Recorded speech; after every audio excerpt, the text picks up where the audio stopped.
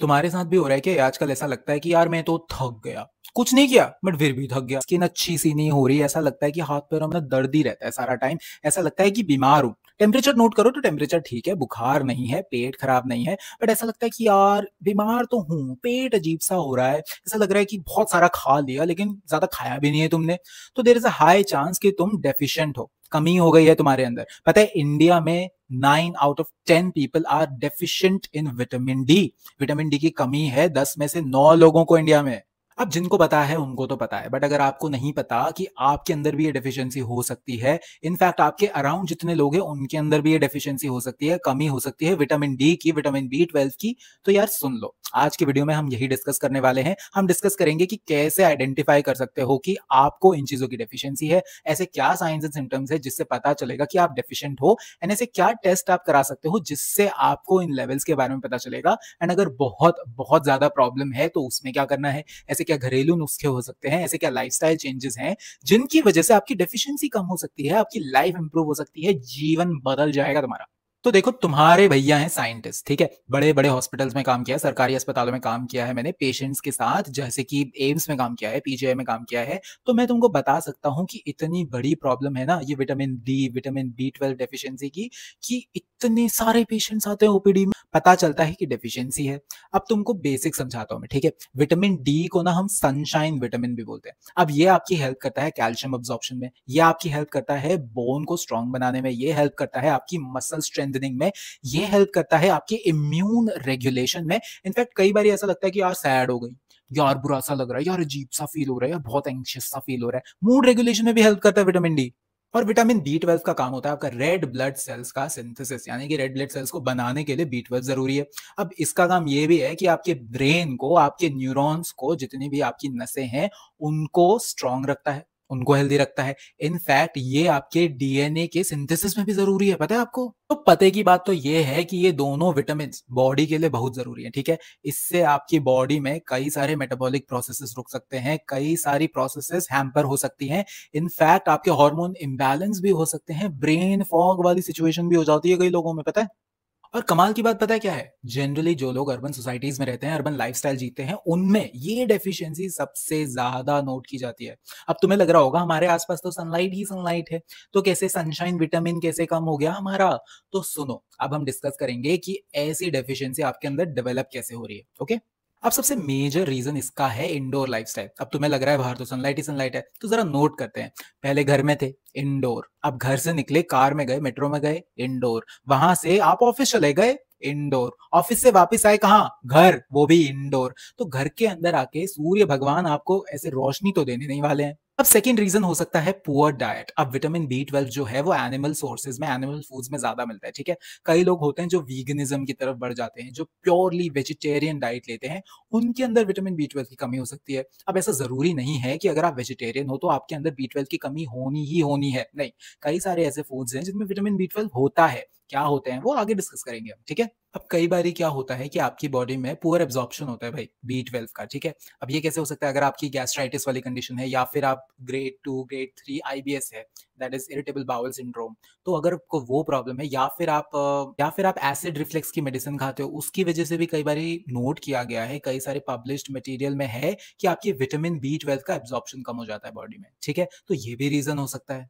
और कई बार ये नोट किया गया है रिसेंट रिसर्च में कि अगर बंदे को स्लीप रिलेटेड इश्यूज हैं, हाई कॉर्टिसोल लेवल्स हैं बॉडी में, तो काफी बारी विटामिन मेटाबॉलिज्म ठीक से हो नहीं पाता है, जिसकी वजह से आपकी बॉडी में लोअर लेवल्स हैं इस चीज के। तो ये भी एक रीजन हो सकता है। इनफैक्ट कई बारी तो नोट किया गया है कि पोल्यूशन इतना ज्यादा बढ़ चुका है जिसकी वजह से सनरेज पेनिट्रेट ही नहीं कर पा रही है, बॉडी तक पहुंच ही नहीं रही। तो आपकी कोई गलती नहीं है, आपके आसपास के पोल्यूशन की वजह से भी आपको विटामिन डी की डेफिशिएंसी हो सकती है, आपकी बॉडी की ऑलरेडी एग्जिस्टिंग कंडीशंस की वजह से भी आपको विटामिन बी 12 की डेफिशिएंसी हो सकती है। तो ये सारे रीजंस हमने डिस्कस कर लिए। अब हम डिस्कस करेंगे कि आप पहचानोगे कैसे कि आपको विटामिन डी या बी 12 की डेफिशिएंसी हो सकती है। तो फटाफट से डिस्कस कर लेते हैं कि ऐसे क्या साइंस हैं या सिम्टम्स हैं, ओके। सबसे ज्यादा common symptom vitamin D and B 12 की डेफिशिएंसी का है कांस्टेंट टायर्डनेस। इसका मतलब ये है कि आपको कॉन्स्टेंटली लगेगा कि यार मैं तो थक गया, कुछ नहीं किया, दिन भर तुम बेड पे पड़े हुए हो, उठते ही लगेगा कि यार थकान सी महसूस हो रही है, ऐसा लग रहा है बहुत ज़्यादा थक चुका हूँ, इतना ज़्यादा काम कर लिया। या फिर तुम्हारी बॉडी में स्पेशली फिंगर की टिप्स पे, नी जॉइंट्स पे या फिर टोज़ की टिप्स पे तुमको टिंगलिंग सी सेंसेशन फील होगी। उससे भी पता चलता है कि तुम विटामिन डी या बी12 में डेफिशिएंट हो गए हो, या फिर कॉन्स्टेंटली तुम्हारे हाथ-पैरों में दर्द रहता है। तुम्हारे बड़े बुजुर्ग भी ये कंप्लेन कर सकते हैं कि उनके हाथ-पैरों में दर्द रहता है, specifically women who are closer to menopause, यानी कि पेरीमेनोपॉज़ल फेज़ में हैं, उनके साथ तो ये बहुत स्पेशली होता है कि विटामिन डी की डेफिशिएंसी हो जाती है, विटामिन बी12 की भी डेफिशिएंसी हो सकती है उनको, ठीक है? तो इस चीज़ के बारे में भी आपको ध्यान रखना है। या फिर आपको कॉन्स्टेंटली मूड स्विंग्स हो रहे हैं, कॉन्स्टेंटली आपका मूड लो रहता है, आपका मूड खराब रहता है, आपको फ्लशेस ऑफ सैडनेस आते हैं, तो इसका मतलब ये हो सकता है कि आपको विटामिन डी की डेफिशिएंसी है, ठीक है? अगर आप कंसिस्टेंटली बीमार पड़ते रहते हो बिना के, आपको कोई फ्लू नहीं है, आपको कोई सीजनल बीमारी नहीं है, बट आपको कॉन्स्टेंटली थोड़ा-थोड़ा हल्का-सा फीवर रहता है या आप ब्लोटेड रहते हो, बॉडी में लो ग्रेड इन्फ्लेमेशन है, तो इसका मतलब भी ये हो सकता है कि आपको विटामिन डी या बी12 की डेफिशिएंसी है, या फिर आपका हेयर फॉल हो रहा है। हेयर फॉल जैसी प्रॉब्लम भी विटामिन डी बी12 से लिंक्ड है। आपके नाखून टूट जाते हैं बार-बार, ब्रिटल नेल्स की कंडीशन भी डी बी12 की डेफिशिएंसी से जुड़ी हुई है। अब देखो, इतने सारे सिम्पटम्स मैंने तुमको बता दिए, ठीक है? बट मैं ये भी बताना चाहता हूँ कि अगर प्रोलॉन्ग्ड पीरियड ऑफ टाइम तक, यानी कि बहुत ही लंबे समय तक तुम डेफिशिएंट रहते हो ना, तो बहुत सारी प्रॉब्लम्स आ सकती हैं। जैसे कि बोन मिनरल डेंसिटी कम हो सकती है, जिसको हम बोलते हैं ऑस्टियोपिनिया, ठीक है? अब osteopenia is not the same as osteoporosis. Osteoporosis में क्या होता है कि आपकी बोन ब्रिटल हो जाती है, टूटने का खतरा रहता है। ऑस्टियोपिनिया में इतना खतरा नहीं है, बट मिनरल डेंसिटी कम हो जाती है, जिससे over the period of time osteoporosis जैसी प्रॉब्लम आपके साथ हो सकती है। इनफैक्ट हार्मोनल इम्बैलेंस भी हो सकता है, आपकी बॉडी में इम्यून डिसरेगुलेशन भी हो सकता है, यानी कि आप ससेप्टेबल हो जाओगे इन्फेक्शंस को।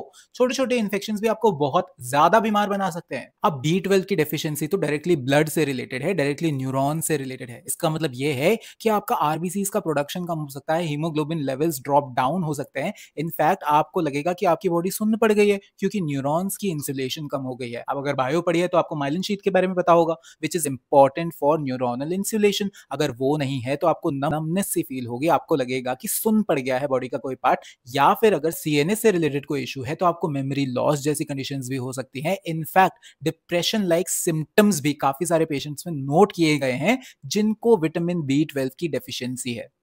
Neurocognitive issues, thyroid, PCOS, arthritis, ऐसी सारी कंडीशंस लिंक्ड हैं विटामिन डी एंड बी12 से। तो मैं आपसे बोलूंगा कि इस चीज को बहुत ही सीरियसली लो, इस चीज को लाइटली मत लो कि आसपास तो सबको है, मुझे भी है, ट्रेंड बना हुआ है। नहीं, ट्रेंड नहीं है, अपनी बॉडी का ध्यान रखना है। ओके, अब अगर आपको इस चीज़ की डेफिशिएंसी लग रही है तो फटाफट से जाओ डॉक्टर के पास, ठीक है? डॉक्टर आपको बताएँगे कि आप क्या-क्या टेस्ट करा सकते हो। आप सीरम डी3 टेस्ट करा सकते हो, सीरम बी12 टेस्ट करा सकते हो, बट मैं रिकमेंड करूँगा कि पहले डॉक्टर को दिखा लो एंड डॉक्टर आपको प्रिस्क्राइब करेंगे कि आपको कौन-सा टेस्ट कराना है, ठीक है? अगर टेस्ट में आपके लेवल्स कम आते हैं तो डॉक्टर आपको मेडिसिन प्रिस्क्राइब कर सकते हैं। विटामिन डी3 के शॉट्स भी आ सकते हैं, नैनो शॉट्स आ रहे हैं आजकल, बड़े क्रिएटिव हैं, तो वो भी आपको प्रिस्क्राइब किए जा सकते हैं। तो जो भी मेडिसिन या फिर जो भी शॉट्स आपको प्रिस्क्राइब किए जा रहे हैं, आपको टाइमली मैनर पर लेने हैं, ठीक है? ये सारी चीज़ें कंज़्यूम करनी है। अब आपको डाइट में भी काफ़ी सारे चेंजेस डॉक्टर प्रिस्क्राइब कर सकते हैं, या फिर वो आपको बता सकते हैं, आपको अपना मिल्क इंटेक बढ़ाना पड़ सकता है, आपको पनीर का इंटेक भी कई सारे डॉक्टर्स रिकमेंड करेंगे, बोलेंगे कि मशरूम्स का इंटेक आप अपना बढ़ा सकते हो, इससे आपका विटामिन डी3 के लेवल्स ठीक हो जाते हैं, ठीक है? अब विटामिन बी12 के लिए डॉक्टर्स आपको रिकमेंड करेंगे कि अगर आप नॉन वेजिटेरियन हो तो अपने एग्स का, अपने फिश इंटेक आप बढ़ा सकते हो। इनफैक्ट आप चिकन का इंटेक बढ़ा सकते हो, आप न्यूट्रिशनल यीस्ट करके आता है, वो तो इनफैक्ट वेजिटेरियंस भी ले सकते हैं, nutritional yeast is very good, ठीक है? तो इन सारी चीज़ों से आप विटामिन बी12 का इंटेक बढ़ा सकते हो। काफ़ी सारे सीरियल्स में, ग्रेन्स में भी विटामिन बी12 का कंटेंट बहुत अच्छा होता है, ठीक है? तो वेजिटेरियन लोग उसको भी प्रेफर कर सकते हैं अपनी डाइट में, क्योंकि आप डाइट से ये चीज़ें काफ़ी हद तक ठीक कर सकते हो। बट अगर प्रॉब्लम है तो डॉक्टर को दिखाओ। अगर डॉक्टर कोई सप्लीमेंट या मेडिसिन प्रिस्क्राइब करते हैं तो उसको रिलीजियसली लेना है, अपनी डोज मिस आउट नहीं करनी है एंड टाइम टाइम पर अपने लेवल्स चेक कराते रहने। अब थोड़ी सी सीरियस बात, पहले मैंने बात करी थी कि स्पेसिफिकली विमेन में ये प्रॉब्लम ज्यादा होती है, ठीक है? Women who work indoors, women who are not that exposed to sunlight, तो उनमें विटामिन बी12 की कमी तो होती है, बट सनलाइट ना होने की वजह से विटामिन डी3 की कमी भी हो सकती है। ओके, काफी सारी विमेन ऑलरेडी एनीमिक होती हैं, तो अनीमिक पेशेंट्स में ये चीज बहुत बहुत कॉमन होती है, ठीक है। तो आपको रेगुलरली डॉक्टर को दिखाना है, अपने लेवल्स को टेस्ट कराते रहना है। स्पेसिफिकली विमेन जो कि मेनोपॉज के क्लोज जा चुकी हैं, जो कि पेरीमेनोपॉजल सिम्टम्स एक्सपीरियंस कर रही हैं, जैसे कि हॉट फ्लशेस, ठीक है। ऐसे में आपके हाथ पैरों में भी दर्द रह सकता है, हॉट फ्लशेस बहुत ज्यादा होते हैं। इस टाइम पे विटामिन D3 एंड B12 की डेफिशिएंसी बहुत बहुत कॉमन है। तो आपकी बोन डेंसिटी कम हो जाती है, बोन ब्रिटल हो जाती है, फ्रैक्चर्स के चांसेस बढ़ जाते हैं। ओके, तो मैं रिकमेंड करूंगा कि इस टाइम पर आप अपने डॉक्टर के साथ, अपने गायनेकोलॉजिस्ट के साथ रेगुलरली टच में रहें। उनसे कोई भी सप्लीमेंटेशन की जरूरत है वो जरूर लिखवा लें, उसका प्रिस्क्रिप्शन जरूर लें एंड अपने सारे लेवल्स रेगुलरली मॉनिटर करते रहें। जैसा कि मैं हर वीडियो में बोलता हूं, यदि आप डॉक्टर नहीं है तो अपनी मर्जी से दवाइयां ना लें। ओवर द काउंटर मेडिसिन आप ले सकते हैं, बट अगर प्रोलॉन्ग आपकी कोई मेडिसिन चलने वाली है तो बिना डॉक्टर के प्रिस्क्रिप्शन के, बिना डॉक्टर के रिकमेंडेशन के आप वो दवाइयां ना लें, ठीक है। डॉक्टर ने प्रिस्क्राइब करा है, डॉक्टर ने रेकमेंड करा है तो जरूर लो और टाइमली लो। ये थी विटामिन डी और B12 की बात, ठीक है। अगली वीडियो में हम डिस्कस करने वाले हैं मेंटल हेल्थ रिलेटेड इश्यूज के बारे में, कि कैसे लोगों में ये इश्यूज हो जाते हैं, कैसे ये इश्यूज डेवलप हो रहे हैं, कैसे आप आइडेंटिफाई कर सकते हो कि आपके आसपास आपका कोई लव्ड वन ऐसे मेंटल हेल्थ रिलेटेड स्ट्रगल से जूझ रहा है, ऐसे मेंटल हेल्थ रिलेटेड इश्यूज उसको हैं, ठीक है। आप उनकी कैसे हेल्प कर सकते हो एंड उनका ट्रीटमेंट कैसे होता है एंड कौन से डॉक्टर के पास किस टाइम पर उन्हें ले जाना चाहिए, ये सारी चीजें हम डिस्कस करेंगे अपनी अगली वीडियो में। तो चैनल को कर लो सब्सक्राइब, वीडियो को करो लाइक, अगर ये वीडियो पसंद आई है तो कमेंट में हमें बताओ, और अगर आपके पास कोई भी सजेशन है या कोई भी क्वेरी है वो आप हमसे कमेंट में पूछ सकते हो। तो मिलते हैं अगली वीडियो में।